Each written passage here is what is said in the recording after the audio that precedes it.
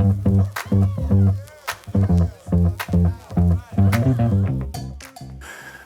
gang, it's John, and welcome to another What's Blank Wednesday. It's the middle of winter. When we're shooting this, it's actually just before Christmas. We have a special guest today, Rachel Van Dyke. Hi, John. Local artist and soon-to-be Arctic expeditioner. Does that sound pretty cool? Yeah, it sounds really cool. Yeah, and then Mo's joining us for this one too, and you guys will find out why in just a hot second here. So we're in the Christmas spirit, but when you guys see this, that'll all be done. It will be in the heat of winter, and speaking of winter, your expedition, you're gearing up to go someplace kind of chilly, right? Kind of chilly, yeah. So let's start with you are a local artist here in Grand Rapids. So tell us a little bit about your medium and where you show and maybe what got you to the level where you're on an expedition to the Arctic. Sure, yeah. I've been painting for full-time for about 12 years and showing with galleries around the United States, but my main gallery here in Michigan is La Fonse Galleries. And since I began my career, I've gone on multiple art residencies nationally, but also around the world. And It's been a really beautiful way to incorporate my art making with another love, which is travel and language and culture. And so, yeah, a variety of art residencies have kind of brought new work every year. I either do 2 or 3, and a new body of work comes from that residency based on the place and the people I meet. And a big one kind of came up that I said yes to and got accepted in. So that is in the Arctic. The Arctic Circle, which is right in our wheelhouse. We're big winter fans, and we know you guys all do lots of great trips and stuff, but this one kind of stuck out, and you reached out and said, I could use some help with finding a way to stay warm up in the Arctic, and so we gave you a little assist with a jacket here, right? And yes. What did you pick? I picked a Canada Goose down jacket. That's a parka, so it goes to my knees, and it is, they have different base levels or something like that, and it was one of the below 10 degrees Fahrenheit warmth, so that's what I need, because it's on a sailing ship, actually, for 18 days, so it's not just that I'm going to be in the Arctic Circle, but I'm going to be on a sailing ship and out in doing the elements. daily expeditions, and Yeah, so that is the Goose that you see it around town a lot, but the heritage of this brand is truly Arctic and Antarctic exploration. So it's cool to have a jacket from Bill and Paul's heading to where the roots of the brand started. So it was probably my biggest concern is how am I going to stay warm? Yeah. so that was a question that I have is, so taking off on this, what's one thing that you might be a little nervous or concerned about? So now you solved the cold problem. Is there anything else out there? Yeah. I think for me, when I travel, I try to learn a little bit of the language for whatever country I'm going to. And this one is not so much I want to learn Norwegian or anything like that. It's really the language of scientists, which I don't speak at all. And so I think that's one of my greatest concerns is this collaboration and just sitting and talking with scientists. Will it be way over my head? Will I feel like I have no words to communicate with them? And I'm just hoping through some of my own studies and research now that I can have a little bit of language to really learn from them. I really want to learn from what they're studying and finding out and see how that can incorporate into my art making.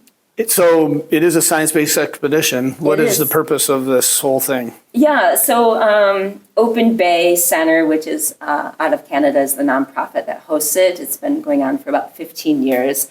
And they just wanted a way for scientists as well as artists, whether you're a filmmaker, painter, photographer, dancer, to collaborate. So scientists with us, but also us with scientists.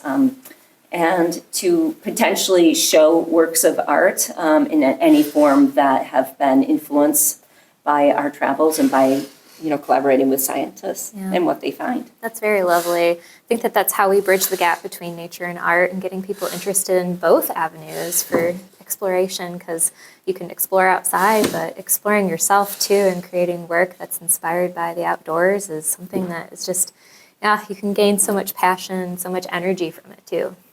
And you would know, if you guys don't know this about Mo, she's awesome with the content stuff here, but you're a fairly gifted natural artist. Yes, my grandfather, he's a decoy carver. We have a lot of bird favoritism in our family, and I got the painting bug too, so I've been painting my whole life. I can't remember when I wasn't painting.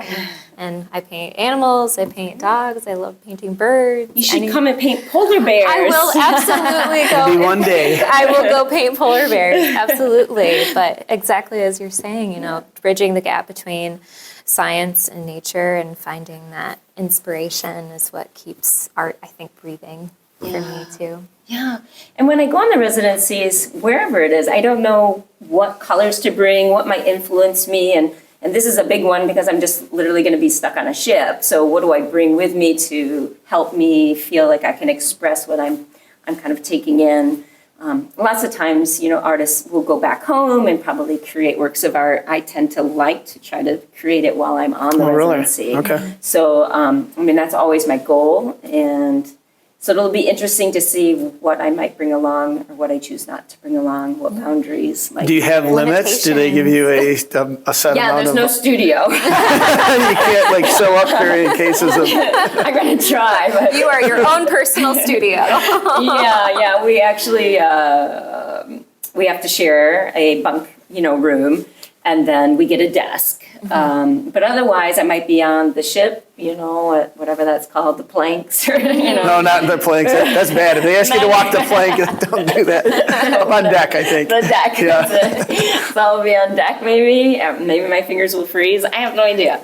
Maybe I won't be painting at all, there's so many forms of making, and it'll be interesting. A true adventure. So you were nervous about the language. What are you most anticipating?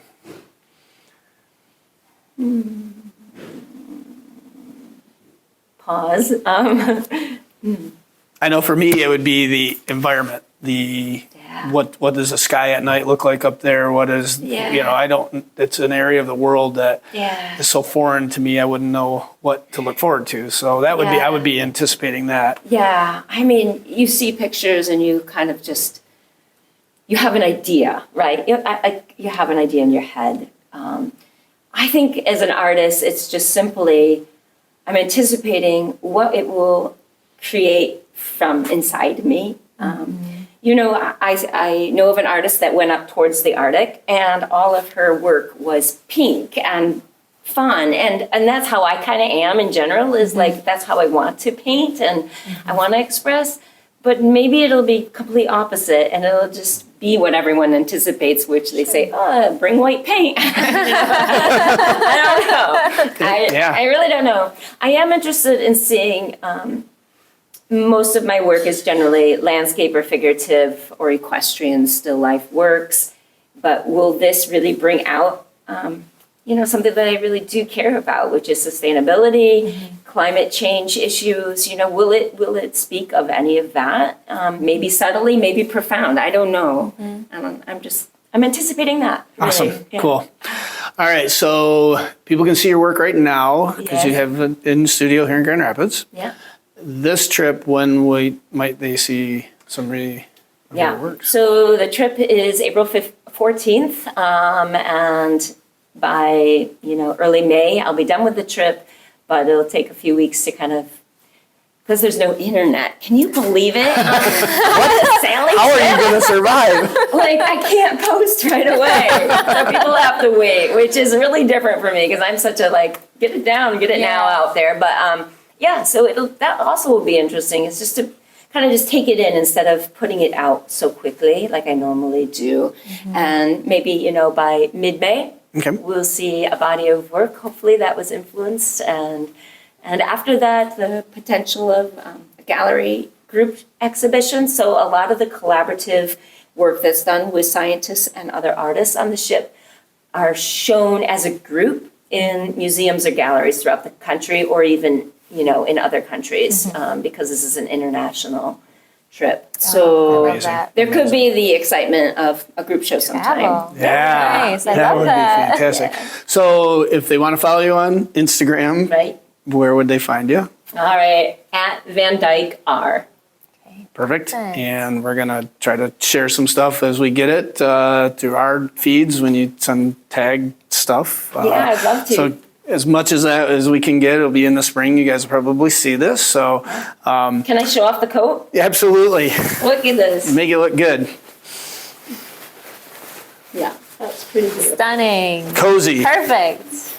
Yeah, there it is. You got to bundle up. So well, I hope it's not all cold weather for you. I hope you do get to use your fingers out there, and that the adventure is fantastic. And it's been fun hearing about this and watching you get ready for it. So everybody out there, I'm sure, wishes you well as well. And Thanks to Bill and Paul's, really, yeah. our house for donating it. well, when there's awesome things going on in the community, and we know others of you guys have done some really cool things out there, it is fun. So we hope you enjoyed this segment. It's a little different. We're not talking tech. Just one of our community getting to do something extra special in the world, which is pretty awesome. So for you all, we'll see you on another Wednesday. And Rachel, we'll see you when you get back from your big expedition. So, Okay, I love it. all right. Thanks so much. Thanks, John. Bye, everybody. Bye.